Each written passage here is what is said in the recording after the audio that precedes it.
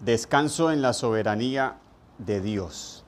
En esta sección final de la carta vemos un informe personal de Pablo y algunos colaboradores de él. Ya hemos terminado todos los encargos, todas las advertencias, todas las enseñanzas, todo lo que implica el problema eclesiástico que había ahí en la iglesia de Éfeso, donde estaba Timoteo. Podríamos decir que ya el contenido teológico de la carta terminó en el estudio anterior. Ya ahora vamos a ver unas instrucciones finales y un saludo. Estas son las palabras finales. Pero en toda esta sección, aunque sea saludo, podemos ver algo demasiado importante, y es la vida misma, es la vida práctica, es cómo vivimos lo que estamos estudiando. Aunque es un saludo, allí es realmente donde se ve lo que uno cree. Es decir, ya toda la teología, bueno, se aprendió, se conoció, todos los encargos y todo. Ahora vamos a la práctica, ahora vamos a la verdad. Y es a veces donde ahí se puede encontrar la fe de una persona, en el mero saludo, en unas simples palabras donde se encuentra uno con alguien. Ahí se puede conocer la fe de esa persona, la teología de esa persona. Así que en estas palabras o en esta sección vamos a encontrar unas palabras un poco desalentadoras, como es del versículo 9 y 10, por ejemplo, donde Pablo le dice: procura venir pronto a verme. Esto pareciera un poco contradictorio al tema que yo puse, donde dice descanso en la soberanía de Dios. Pudiera alguien pensar, ¿está Pablo tan desesperado que le está pidiendo a Timoteo, venga rápido? No. En versículo 10, Pablo dice: porque Demas me ha desamparado, amando este mundo, y se ha ido a Tesalónica. Crescente fue a Galacia y Tito a Dalmacia. Versículos 14 al 16, también encontramos algunas palabras un poco negativas. Dice Alejandro el calderero, en otra versión dice el herrero, me ha causado muchos males. Versículo 15 dice: guárdate tú también de él, pues en gran manera se ha opuesto a nuestras palabras. Versículo 16: en mi primera defensa ninguno estuvo a mi lado, sino que todos me desampararon. El versículo 20 dice: Erasto se quedó en Corinto y a Trófimo dejé en Mileto enfermo. Todas estas son las palabras negativas de esta sección. Y aunque vemos allí acciones negativas, lo positivo de esa sección es mucho más que lo negativo. Y vamos a mirar. El versículo 11, por ejemplo, dice Pablo: solo Lucas está conmigo. Toma a Marcos y tráele contigo, porque me es útil para el ministerio. ¿Qué de positivo encontramos aquí? Aquí podemos ver que Marcos, quien en el primer viaje misionero con Bernabé y Pablo, abandonó ese viaje, abandonó ese plan. Y luego en el segundo viaje misionero, Marcos fue la causa de la separación entre Pablo y Bernabé, porque él lo quería llevar consigo y Pablo dijo no. Él se quedó en el primer viaje misionero, ya no vamos a llevarlo más. De ahí se perdió la vida de este hombre, pero luego aquí Pablo nos informa que es útil para el ministerio. O sea, Marcos no desistió en seguir sirviendo al Señor. Versículo 12 dice: a Tíquico lo envié a Éfeso. Esas son palabras de que hay personal, colaboradores, predicadores, creyentes dispuestos para ir a suplir las necesidades de la iglesia en otro lugar. Versículo 19. Saluda a Prisca y a Aquila y a la casa de Onesíforo, esta pareja que Pablo trabajó con ellos en Corinto. Estos son Aquila y Priscila. Allí encontramos como una abreviatura, Prisca. Y la casa de Onesíforo. Pudiéramos imaginarnos que es allí un lugar donde la iglesia se reunía. El versículo 21 dice, procura venir antes del invierno. Éubulo te saluda, y Pudente, Lino, Claudia y todos los hermanos.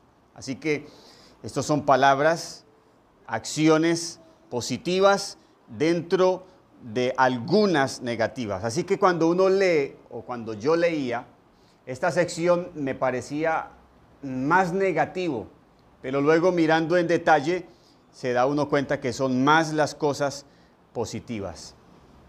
Y aunque son instrucciones ya finales, algún informe de estos colaboradores y una bendición final, o sea, una despedida, no obstante, en este saludo se puede ver y conocer la teología de Pablo. Como decimos por acá, en el desayuno se sabe lo que va a ser el almuerzo. Con solo un saludo puede uno conocer la teología de alguien. En un saludo o cruce de palabras con una persona, con un creyente, se puede conocer qué teología de verdad tiene. Y ahí es donde uno a veces se sorprende de creyentes que van a X iglesia donde en términos generales se conoce la teología de esa iglesia, pero cuando el creyente habla, uno se pregunta, pero ¿por qué habla así? Allá no hacen tanto énfasis en lo contrario que él está diciendo. Y es porque esto es realmente lo que importa. No qué tanto sabe uno, sino qué tanto vive uno de la palabra de Dios. Entre todas estas cosas negativas hay un pero. Y lo encontramos en el versículo 17. Pero el Señor estuvo a mi lado y me dio fuerzas. Como dijo Sujel Michelet, gracias a Dios por los benditos pero que hay en la Biblia. Siempre que hay un pero en la Biblia es por lo general una bendición y es un énfasis muy importante. El pero es una conjunción adversativa para contraponer a un concepto a otro diverso. Es decir, aunque en estas instrucciones te estoy informando de estas palabras negativas donde Demas me ha desamparado amando al mundo, donde Alejandro me ha causado muchos males, donde muchos me han abandonado, Pablo termina diciendo, pero el Señor estuvo a mi lado. Muchas personas solamente cuentan lo negativo y no luego pasan a lo positivo de todas esas cosas. Y ahí es donde uno también al hablar revela la teología que tiene. O uno solo habla palabras negativas o uno de las palabras negativas enseña luego lo positivo. O uno solamente escucha palabras negativas y no lo convierte en palabras positivas a la persona que le está trayendo a uno tantas cosas. Como decía alguien, uno a veces tiene que hacerse respetar. Uno no es un basurero donde todo mundo viene a mí a traerme basura de sus casas y de sus vidas, sino que uno también tiene que marcar una línea y esa basura que traen de sus vidas, uno lo tiene que transformar a ellos en las palabras positivas, porque si no, todo eso es como si uno fuera un relleno sanitario de todo mundo. Así que Pablo habla cambiando aquí lo que le está sucediendo como mal en algo bueno, en revelar lo que es su confianza, lo que es su fe, lo que es su teología. El Señor estuvo a mi lado y me dio fuerzas. Esta frase no es una frase que Pablo dice porque a él le vino fuerzas y sintió la compañía de Dios como por arte de magia. Es decir, la pregunta es, ¿cómo supo Pablo que el Señor estuvo a su lado? ¿Cómo sintió Pablo que el Señor le dio fuerzas? Para decir y para sentir esto, hay que tener un claro conocimiento y entendimiento de la soberanía de Dios. ¿Ha escuchado usted cuando alguien le dice a otro que Dios le ayude, que Dios le dé fuerzas? ¿Cierto? Cuando alguien está en luto, ¿qué es lo primero que dicen? Que Dios le dé fortaleza a esa familia.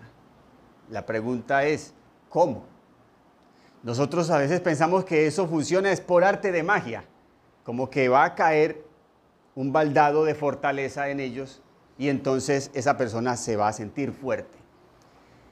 Con la palabra de Dios no funciona así. Funciona como dice Pablo en los Romanos, la fe es por arte de magia, es un baldado de agua que cae del cielo. No, la fe es por el oír la palabra de Dios. Cuando hay un claro conocimiento del evangelio, de la obra de redención de Cristo en la cruz, entonces ahí es donde yo tengo fe. La fe es el resultado de la iluminación de Dios en mi mente por su palabra. Cuando Pablo dice, pero el Señor estuvo a mi lado y me dio fuerzas, es porque él conocía claramente la soberanía de Dios, actuando en medio de tanta adversidad como vemos en esta despedida de carta. El concepto o la doctrina de la soberanía de Dios se deriva del señorío de Dios. Decir que Dios es soberano es decir que Él es el Señor, el dueño de todo. Un soberano es un gobernante, es un rey, es alguien que tiene el control de todas las cosas. Es alguien que gobierna todo y que todo es obedecido por Él. Él da órdenes y todo le obedece. Él es el creador y toda la creación se sujeta a Él.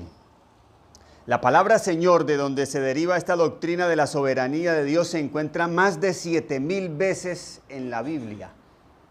Más de 7,000 veces se encuentra la palabra Señor como nombre de Dios. Y como Señor nos señala entonces su gobierno y que Él es el que tiene el control de todas las cosas.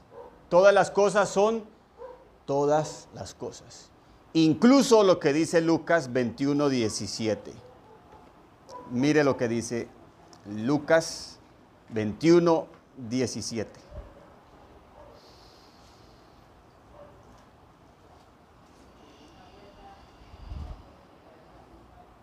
Y seréis aborrecidos de todos por causa de mi nombre. Pero ni un cabello de vuestra cabeza perecerá.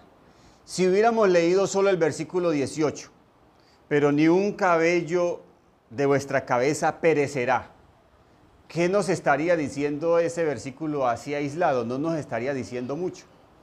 Pero luego, con el contexto, nos enseña que Dios tiene el control de todas las cosas, aunque seamos aborrecidos por causa de su nombre. En Mateo 10:29 está este mismo pasaje, pero lo dice de otra forma. Quizá me gusta más como lo dice aquí en Mateo, capítulo 10, versículo 29 y 30. ¿No se venden 2 pajarillos por un cuarto?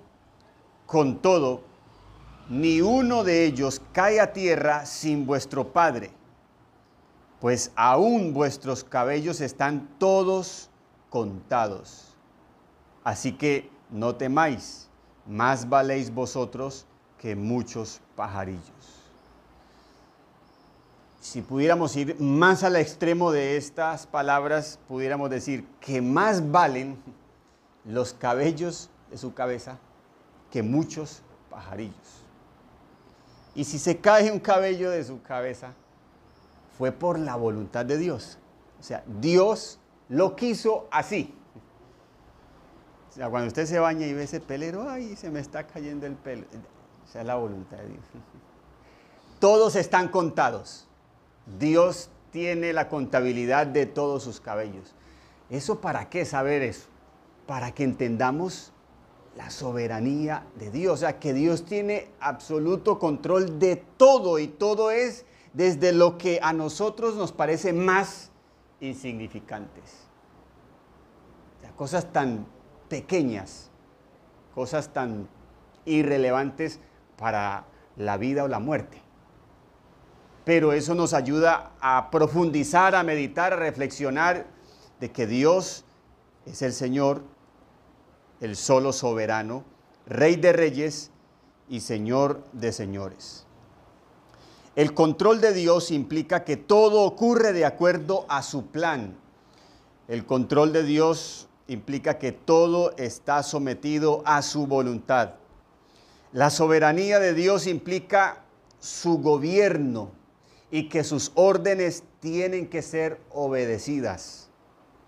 Salmo 46, versículo 1 y 2, es un salmo que nos enseña mucho la soberanía de Dios.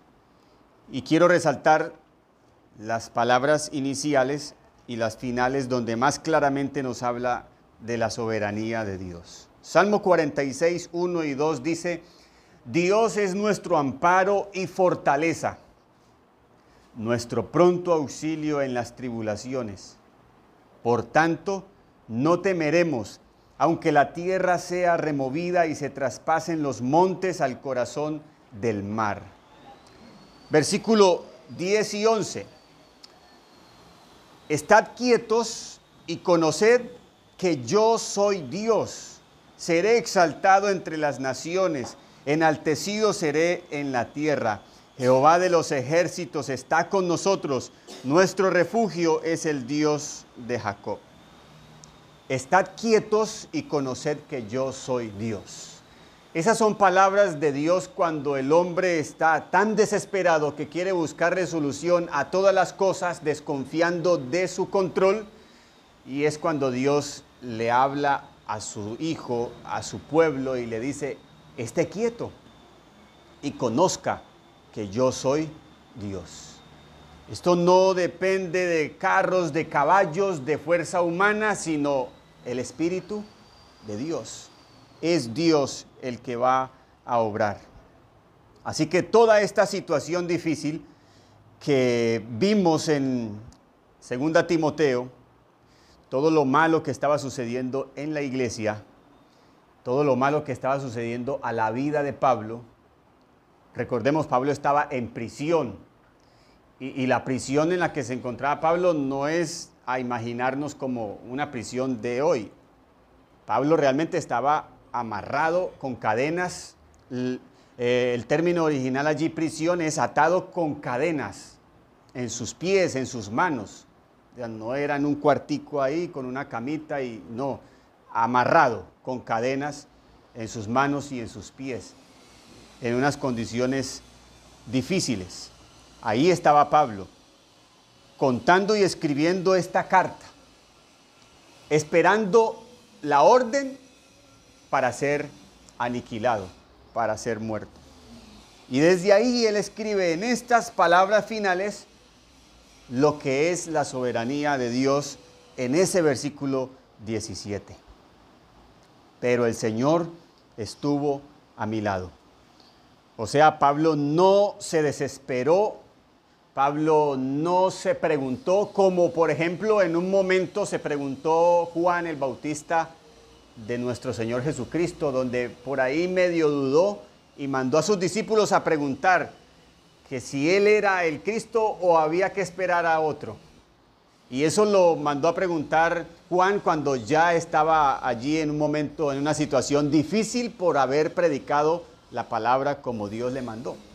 Y en medio de esa adversidad, si no estoy mal, creo que sí, estoy más bien un poco más seguro, estaba ya en prisión Juan el Bautista. Y le dice a sus discípulos que le preguntaran a Jesús si él era o no era todavía. ¿En dónde hace esa pregunta? Que surge de su duda en la prisión. Y Pablo aquí, en la misma condición, revela la confianza en Dios. El Señor estuvo a mi lado. La pregunta es, ¿por qué el Señor estuvo al lado de Pablo?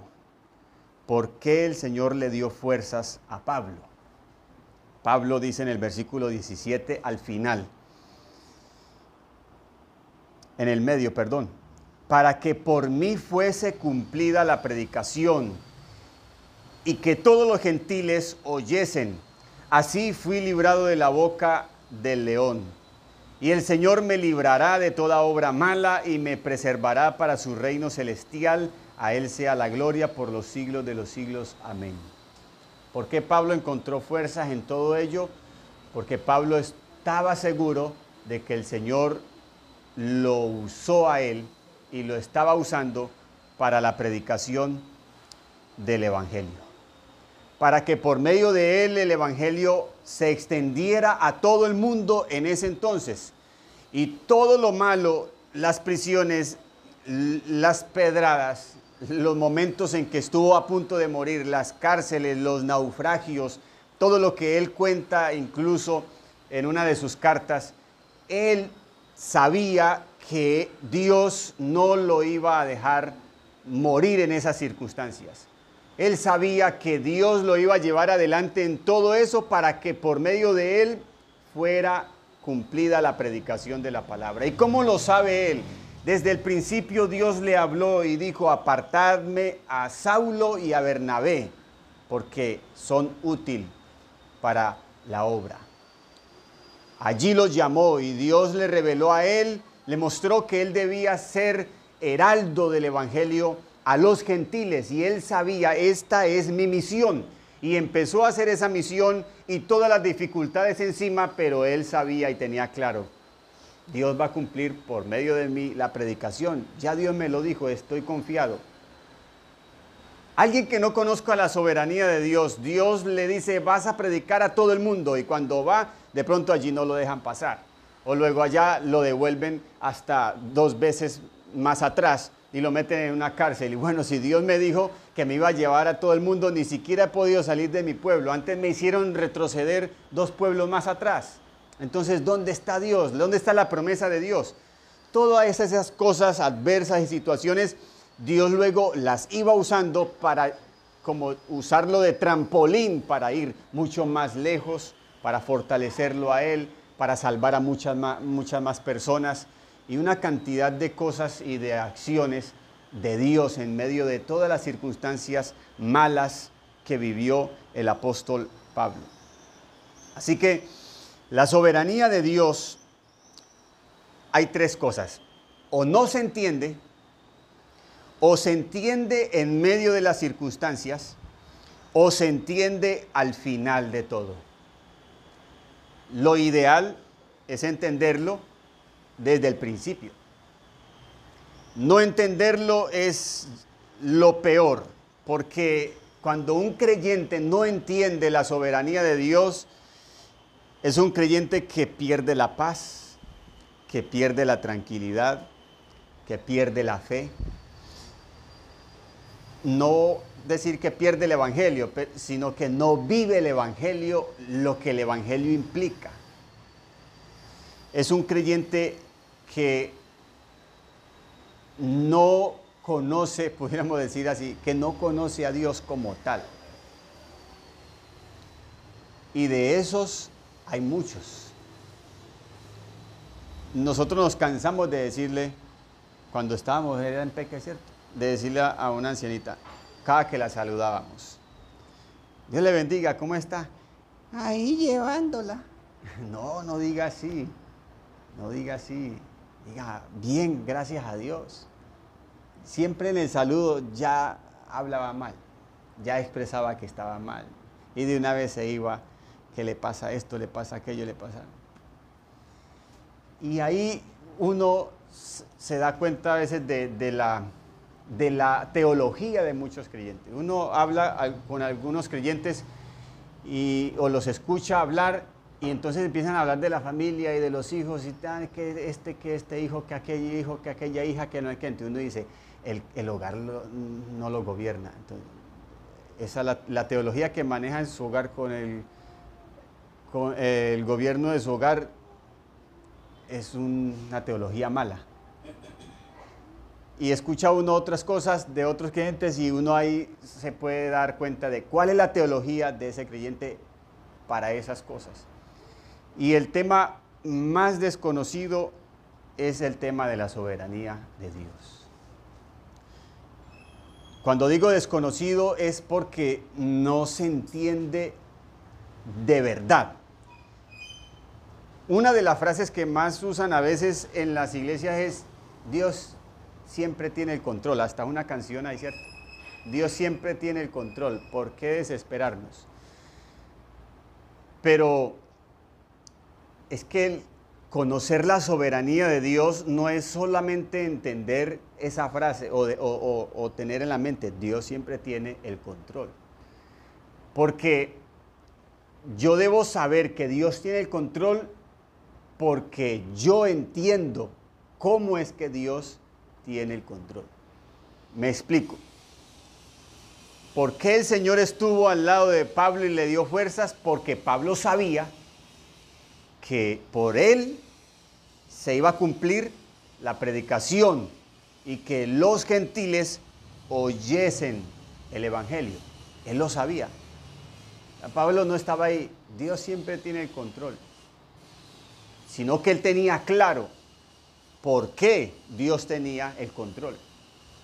Esa era la función de Pablo. La pregunta la podríamos extender a nosotros, a usted, a mí. ¿Por qué cree usted que Dios lo ha preservado hasta hoy? ¿Para qué? ¿Tiene clara la respuesta? No podemos solamente pensar en una respuesta lo más parecida a la respuesta de Pablo. Es decir, pero es que yo no soy predicador. Y ahí es donde vuelvo y digo, ahí es donde está el desconocimiento de la soberanía de Dios, porque muchos piensan que el único servicio a Dios es predicar en un púlpito. Entonces, como no lo hacen, casi que no saben cuál es el propósito de Dios para mí. Yo no sé para qué estoy en esta vida, para qué estoy en esta tierra. ¿Para qué Dios me tiene aquí? Mire, si usted hace un resumen de lo que estudiamos en esta carta y lo que estudiamos en la carta anterior, la vida práctica del Evangelio o el Evangelio real, ¿cuál es? No sé si hay alguna respuesta, alguno puede saber. Hagan una memoria de las enseñanzas de esta carta y de la anterior. Cuando hablamos de la vida práctica del Evangelio, de lo que es el Evangelio en su acción, en su obrar, ¿qué era lo que tanto hablábamos? Porque esas cartas hablaban era de eso. El fruto del Espíritu es eso. Amor, gozo, paz, paciencia, benignidad, bondad, fe. Esa es la vida práctica del Evangelio. Esa es la revelación del creyente en esta tierra con el Evangelio. Ahí está predicando. Ahora, ¿cómo llevar ese testimonio al propósito de Dios? Uno debe conocerlo. ¿Cómo? No sé, por medio de la palabra, en oración. Por ejemplo, Dios llamó a Abraham y le dio a él la promesa. ¿Y sabe por qué se la dio a Abraham? ¿Quién pudiera decir? ¿Cuál fue la promesa?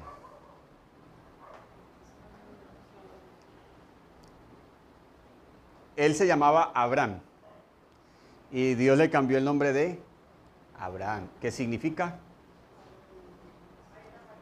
¿Por qué se la dio a él? Ahí en la misma Biblia está ese texto. Fácil. Dios dijo, porque yo sé que Él le enseñará esto a sus hijos. ¿Sí ha leído ese? Porque yo sé que después de su muerte, sus hijos, porque Él le enseñará a sus hijos. Por eso lo dice así lo dice Dios, y por eso le dio la promesa a Abraham, porque yo sé que Él enseñará a sus hijos. Y así lo hizo Abraham, porque si Él no lo hace, la promesa no sigue su curso, porque era una promesa aquí, pero el cumplimiento era en Cristo. Y para eso pasaron muchos años. Y Dios lo llamó porque sabía que Abraham lo iba a enseñar a sus hijos. Abraham intercede por Sodoma. Versículo 17. Y Jehová dijo, ¿encubriré yo a Abraham lo que voy a hacer? Habiendo de ser Abraham una nación grande y fuerte y habiendo de ser benditas en él todas las naciones de la tierra, porque yo sé que mandará a sus hijos y a su casa después de sí, que guarden el camino de Jehová haciendo justicia y juicio, para que haga venir Jehová sobre Abraham lo que ha hablado acerca de él. Por eso, esa es la razón. Dios sabía que Abraham lo iba a enseñar a sus hijos y a su casa. Y su casa no eran 4 o 5. Su casa él era un hombre poderoso. Vamos a hablarlo así, él era un ganadero poderosísimo. De hecho, la misma Biblia dice que Abraham era riquísimo, así en esa superlativo le dice riquísimo. No era un pobretón. Tenía cantidades de siervos, de trabajadores, de gente, y él a toda esa gente mandó a guardar el camino de Jehová. Entonces, esa es la razón. Abraham recibió la promesa de Dios y para el cumplimiento de la promesa él lo hizo enseñando a su casa. Esa fue la voluntad de Dios. Abraham podía decir, el propósito de Dios conmigo es este. ¿Cuál es el propósito de Dios con usted? Lo mismo, que el evangelio siga siendo predicado hasta lo último de la tierra. ¿Cómo va a llegar hasta allá? Lo primero es nuestra casa, luego nuestro entorno, el trabajo, nuestra familia, nuestros vecinos. Al vivir el evangelio, al mostrar el fruto del Espíritu, al predicar el evangelio, estamos cumpliendo el propósito de Dios para nosotros. Ese es el propósito de Dios para usted y para mí. A veces quieren meterle al propósito de Dios a una persona como algo más místico. Ay, Señor, yo quiero saber cuál es tu propósito para mí. Y la gente lo que piensa es como a un hombre pidiendo un deseo a Dios y que se cumpla el propósito de Dios para él. Es que Dios como que lo haga médico, alcalde, presidente. Ese es el propósito de Dios para usted. La gente piensa es en esa función, en ese oficio, en ese trabajo o a esa fama o a esa cima o a lo que la persona va a ejercer. Eso es lo que la gente piensa cuando, ay, ¿cuál será el propósito de Dios para mí? El propósito de Dios para el hombre es uno, y es que el evangelio sea predicado a toda criatura, pero Dios lo hace de muchas formas usando la vida de cada creyente. ¿Cómo? Aquel que es agricultor, aquel que se fue a estudiar medicina, o aquel que es futbolista, o aquel que es profesor, o el hombre en su diario vivir, en su desempeño, Dios lo usa para el único propósito que hay, que es la predicación del evangelio, no hay más. Ese es el único sueño y el único deseo que le podemos pedir a Dios. No hay más nada. A veces se piensa más en forma egoísta, que Dios cumpla mis sueños, mis metas, mis ideales y todas esas cosas. Y no, Dios va a cumplir su propósito en mí, así lo dice la palabra. Cumple tu propósito en mí. Y por último, vamos a mirar en Génesis 50. Bueno, por último no, por penúltimo. Génesis 50, vamos a mirar un ejemplo de entendimiento de la soberanía de Dios en la vida de José. Me imagino que todos conocemos la vida de José, ¿cierto? Que fue llevado a Egipto y luego fue gobernador y todo esto. Que sus hermanos lo vendieron, hicieron de todo con él. Las palabras finales de José, ¿cuáles fueron? Vamos a leer del versículo 15 al 21. Viendo los hermanos de José que su padre era muerto, dijeron: quizá nos aborrecerá José y nos dará el pago de todo el mal que le hicimos. Y enviaron a decir a José: tu padre mandó antes de su muerte, diciendo: así diréis a José, te ruego que perdones ahora la maldad de tus hermanos y su pecado, porque mal te trataron. Por tanto, ahora te rogamos que perdones la maldad de los siervos del Dios de tu padre. Y José lloró mientras hablaban. Vinieron también sus hermanos y se postraron delante de él y dijeron: henos aquí por siervos tuyos. Y les respondió José: no temas, no temáis. ¿Acaso yo estoy en lugar de Dios? O sea, yo no soy juez y me voy a vengar. Un hombre que entendía y conocía a Dios. Vosotros pensasteis mal contra mí, mas Dios lo encaminó a bien, para hacer lo que vemos hoy, para mantener en vida a mucho pueblo. Ahora pues, no tengáis miedo, yo os sustentaré a vosotros y a vuestros hijos.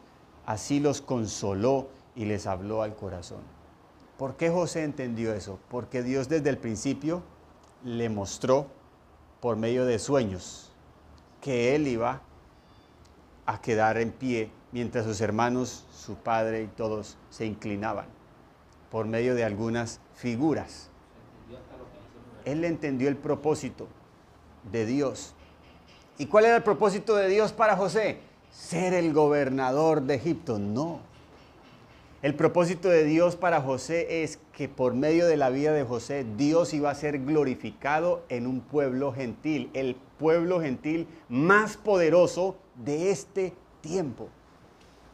El pueblo más rico, el pueblo de la mayor agricultura, el pueblo más poderoso en armas, en ejército, el pueblo más poderoso, el imperio más poderoso. Y Dios usó la vida de este muchacho, la sabiduría de este muchacho para llevarlo allá. Y mire Dios cómo levantó a José y fue el gobernador. Eso es pasajero, eso es vano. El propósito era que por medio de la sabiduría de él, que era siervo de Dios, que sabían quién ya era Dios, pudo preservar a ese pueblo y luego alimentar a su familia. Y no solamente a Egipto, a su familia, sino el mundo entero. Egipto en ese momento se convirtió como en una despensa de víveres a nivel mundial. Todo el mundo iba a Egipto por víveres. Era el único país del mundo donde había alimentos. Y eso se logró por la administración sabia de José. Entonces llegan sus hermanos pensando que José se va a vengar. Eso es no entender la soberanía de Dios. José lo entendió. ¿Yo cómo me voy a vengar? Solamente quien se venga es alguien que no conoce a Dios. Dios dice: mía es la venganza. No os venguéis vosotros mismos. Yo daré el pago. Entonces nosotros no entramos a hacer esa función de juez para sentenciar, condenar, matar, golpear a otros, sino que dejamos a Dios y Dios obra y se glorifica sin nosotros mover un solo dedo. Así que, hermanos, estamos haciendo la voluntad de Dios si entendemos claro la soberanía de Dios. Y para todo esto tenemos que entender lo que dice Pablo a los Romanos capítulo 8, versículo 18, y ahí sí, por último.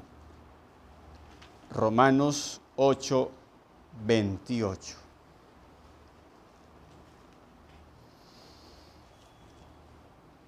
Y sabemos que a los que aman a Dios, todas las cosas les ayudan a bien.